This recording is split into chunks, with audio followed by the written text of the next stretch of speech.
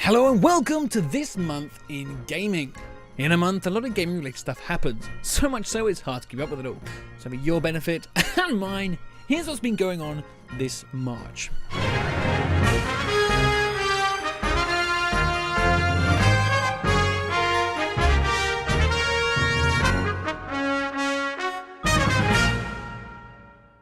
First up, let's take a look at some of the bigger release titles that came out this March.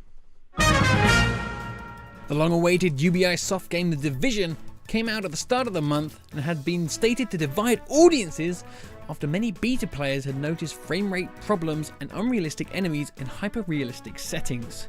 Well, sales figures have shown that The Division has been one of the most successful releases of any Ubisoft games. Ubisoft co-founder Yves Guillemot said, "This launch of The Division is a tremendous achievement for Ubisoft and demonstrates our unrivaled capacity to create fantastic new game brands and transform them into entertainment blockbusters." When asked about Watch Dogs, Yves thanked everybody and left. The Division has impressed critics, which has given the game a nice 81, and fans that have played the game for a little longer have given it around about 73. Square Enix has chosen to go with the episodic release route with many of its recent games.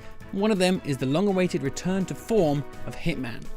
Fans of the original 4 Hitman games were slightly miffed once Hitman Absolution decided to take the stealth-based assassin on a whole new emotional adventure, instead of keeping to the working format of the last 4 games. Well, fans yelled so much that the chaps at IO Interactive heard and decided that yes, a return to form was definitely needed. So when the first level was released March 8th, fans were happy to receive exactly what they'd been hoping for. The question is, would fans be able to look past the episodic release, or has the release model doomed reviews of the game until its full release next year? Well, game critics have come in and given Hitman a 77, praising the game's level detail and its challenging on-the-fly gameplay. Fans of the series, well, looks like they couldn't look past the episodic release and have given the game a 48. When it comes to looking at the release of a game that I've played, I always like to give my own personal opinion. I'm giving it a 91. Woohoo!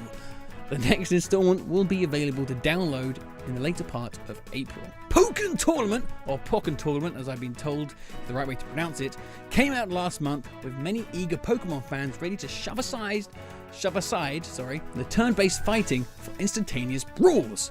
Well, was the game able to satisfy these violent fan cravings? Of course it was.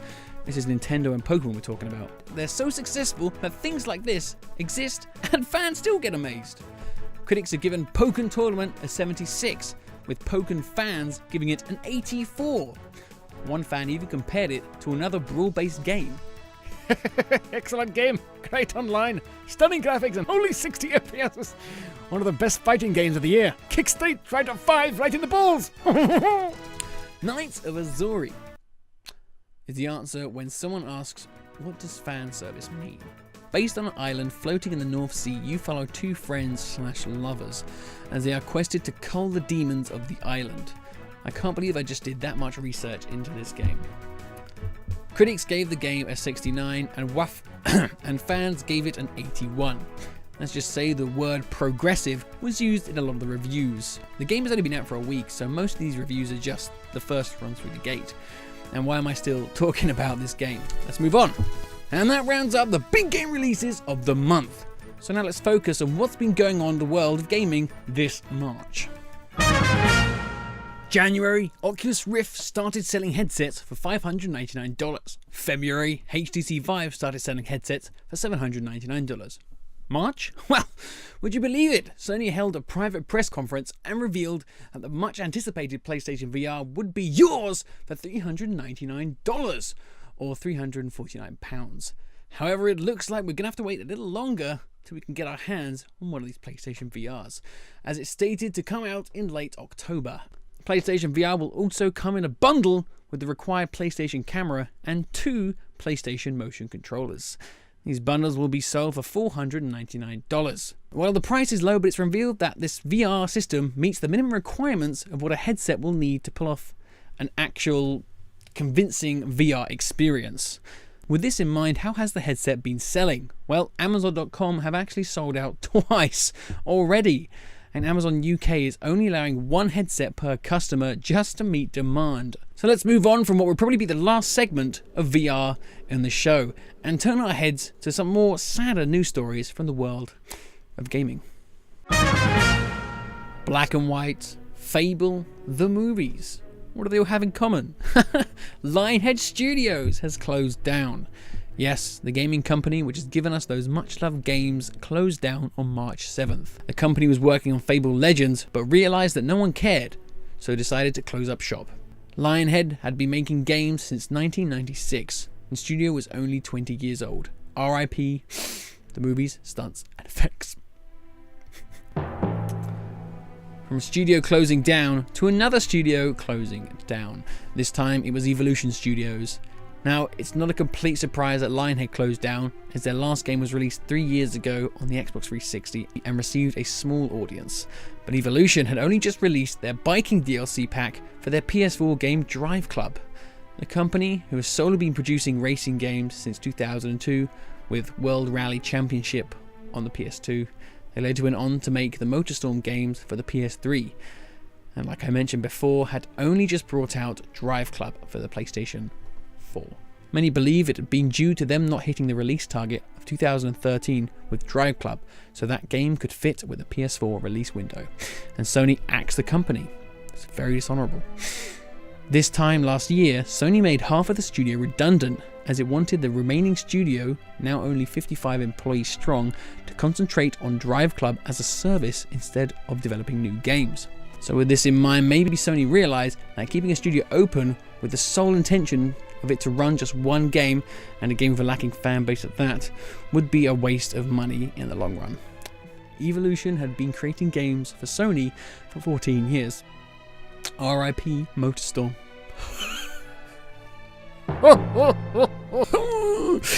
And our last sad story of the month comes from longtime Solid Snake / Big Boss voicer David Hayter. In an interview, Hayter revealed that it had never been easy playing the voice of Snake, as he always had to re-audition for the role for every Metal Gear Solid game post Metal Gear Solid 2. Film actor Keith Sullivan played the role of Big Boss in Metal Gear Solid 5, the character Hayter had already voiced back in Metal Gear Solid 3. Hayter stated that if he played the game, it would be 60 hours of humiliation, and that it would be too painful to actually play. Apparently, the series creator Hideo Kojima never liked Hayter due to his small emotional voice range. For the Japanese release of the game, their voice actor brought far more onto the table, and some of the actor's actual mannerisms have been copied onto the character Snake. David Hayter may have been the Snake for a lot of Western players, but in the eye of Kojima, the Western Snake lost a lot of character due to Hayter's limited range. Well, this has been a very sad section, so let's lighten the mood with some news that the guys at Hello Games had a private press conference for No Man's Sky and revealed some new information, adding a bit more depth into the already huge game. NPCs are alive and ready to be spoken to help you reach your goal at the center of the galaxy. These NPCs will also be seen flying spacecrafts and found having a break at the space stations. However, if you thought walking up to one and starting a friendly conversation would be easy, well, you better be ready for some hostile reactions. Whoa! All the races in the game speak their own unique languages, and learning them will see you locate mysterious monoliths which, when engaged, will give you the ability to decipher some of their language. There has also been one photo revealed to the public, actually leaked, of one NPC in question. And yes, that is a television screen for a head. Very strange. Exploring has also been given a bit of a boost, as we found out that there's interiors for all the buildings you'll find in the game. Wow! If you can't gain access to them via the front door, then just blow a hole in the side. You will get a wanted level for that though. This game is really shaping up to be a unique experience. The game's release date was also revealed, with No Man's Sky seeing a release date of June 22nd and June 24th. Wait, for the UK? What? That's really unfair. The game is being developed 20 minutes from my home, and I have to wait an extra 2 days. Well, as much as that angers me, the ratio of good to bad news is a bit more on the good side. And to add to that good news, Hello Games revealed that there would be a special edition of the game for PS4 customers and an Explorer edition for the PC release. A special PS4 edition will include a tin case with the game, an art book, 2 short stories based on the universe of the game, and some in-game DLC. This edition will cost $79.99 or £69.99. The Explorer Edition for the PC will include a tin 135-inch scale model of the fighter craft seen in the trailers, some decal stickers to customize your craft with, a Traveler pin badge, ship DLC, and one mysterious item which hasn't been released yet. Wow. The Explorer Edition will cost a hefty $149. Wow. There hasn't been a set price for the UK, but if we do currency exchange, it's about £105. More merchandise is available for those who love the game's soundtrack, or what they've heard of so far. Not only on CD, but now on a vinyl for $35. In the coming months, I'm sure more and more information will be released about this big-ass game. But for now, just know that the game is there and available to pre-order. And yes, I went for the special edition. I love me some fancy packaging. From summer releases to past releases, given a bit more of a twist. A new emulator for NES games has been released and lets you see these classics in 3D? Well, that's what it looks like. Creator of the emulator, Transvustruk, really sorry about that, was able to make 2D sprites grow in depth, creating the effect. No one really knows exactly how he's done it, and Trant's not telling anyone. If you want to revive some NES games in 3D, the emulator is free to download and is played through Firefox. The browser, not an actual fox on fire. Calm down, you narcissistic animal haters. But why stop there at giving NES games a new style? Why not give a cancelled game the same treatment too? In our first episode, we cover the story of fans as they got their hands on the original Star Wars Battlefront 3. Since then, the game has been given a new title, Star Wars: Galaxy in Turmoil. The game is still in its early days, and of course, a release date has not been released. From what we've seen so far, it looks great, but only those guys have been working on it for 2 months. Fantastic. Now let's talk about one game which was released onto Steam, just to see how long it would stay up there until some higher-ups noticed. That's right, it's the family-friendly Watching Paint Dry the Game. You couldn't get enough of it in person, so now you can simulate the high exhilaration you get when you watch paint dry, all from your computer screen. Wow.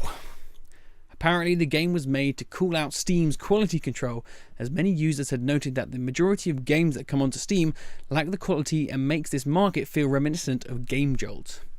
Sorry, Game Jolt. Last month, you guys really dug the Game Rumors selection. So, by popular demand, it's back! And this time we have some answers. PlayStation 4K? Yes, this updated PS4 was rumoured to be coming out at the end of the year with the ability to play 4K Blu-rays and have an all-new rounded updated hardware so the console could push its limitations of the PSVR a bit further. Was this rumour or just speculation? Well, turns out no! It's actually a real thing.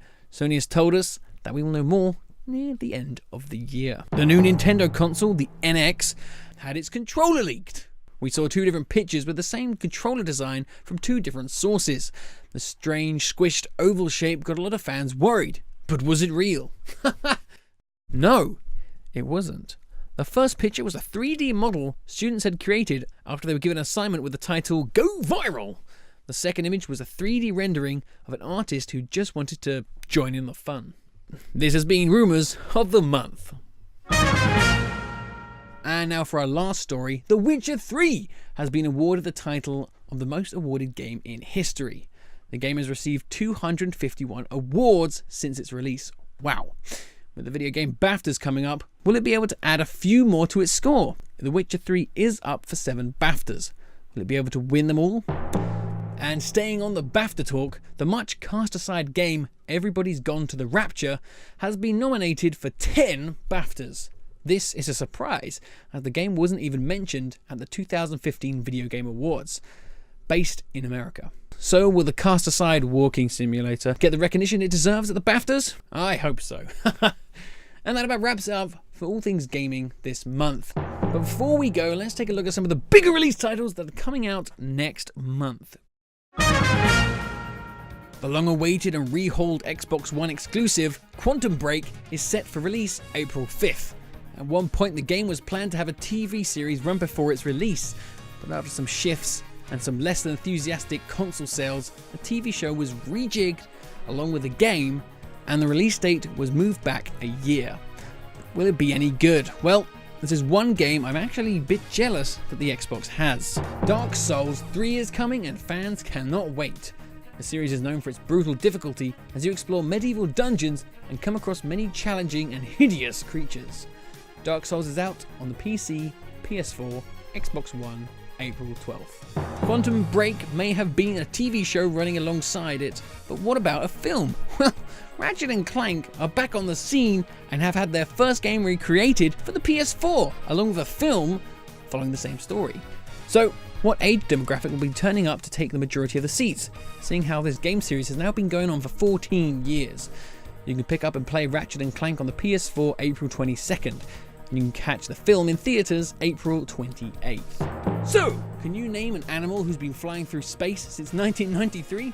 I can. It's Fox McCloud, and he's back in an all-new adventure which is set before mistakes were made on the GameCube.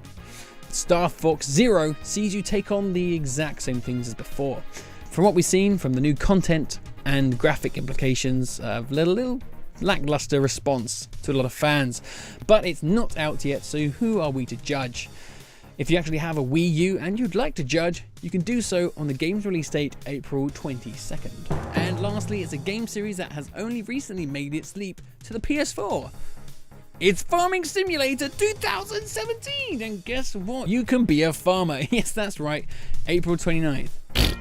And that about wraps it up with all things gaming this month. Well, I've been on the moons, and remember, if you've been playing video games for 2 hours, you're basically melting your brain. So make sure you turn over and watch TV for 5 hours, because there's nothing wrong with that. This has been Gaming News of the Month, of the Week, of your lifetime. Thank you, and good night.